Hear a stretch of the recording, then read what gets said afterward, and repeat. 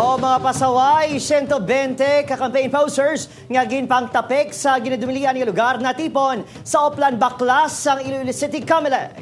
Mga nagbayolar sa ginapatuman nga guidelines sara nga mapasakaan sang kaso suno sa Comelec. Ini ang gitutukan ni John Sala. Apat ka bawat ka sa barangay kag SK elections nagpatigayon sa Oplan Baklas ang Iloilo City Comelec sa pito ka mga barangay nga nalakipan sa Barangay Boulevard, San Juan, Kalumpang, Samolo, kag sa Barangay Kalaparan, Santo Niño Norte, Santo Niño Sur, kag Santa Cruz, Arevalo. Ang mga campaign materials nga nakatapik sa poste, puno sang kahoy, kable sang kuryente, kag kutob sa mga wala sa designated posting areas ang gitpangkakas sa Comelec. Hindi gid pwede ang nakatakot sa kahoy and then ang sa mga poste, no? Mga poste na sang more power.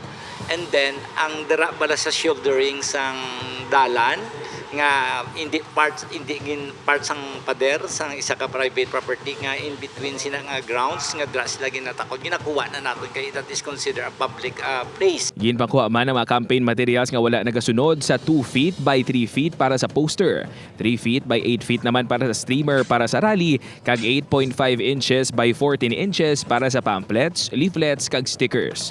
Naglabot sa 120 ka mga posters, streamers, kag campaign materials ang ginkumpiskar sang Iloilo City Comelec.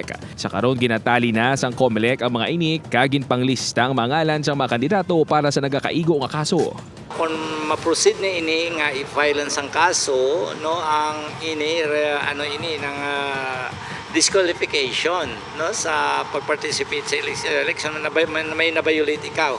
So ang ining penalty, no, may removal from office ini just in case nga ma-proclaim ka kag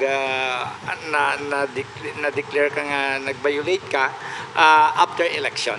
Sunod sa Comelec ang nasambit nga mga barangay ang ilagin una, bangod dako ang populasyon sang butante kag sa ila monitoring, madamo ang mga nagabayular sa Comelec guidelines. Sa distrito sang Haro natala na ang magpatigayon sang masunod nga Oplan Baklas ang Comelec.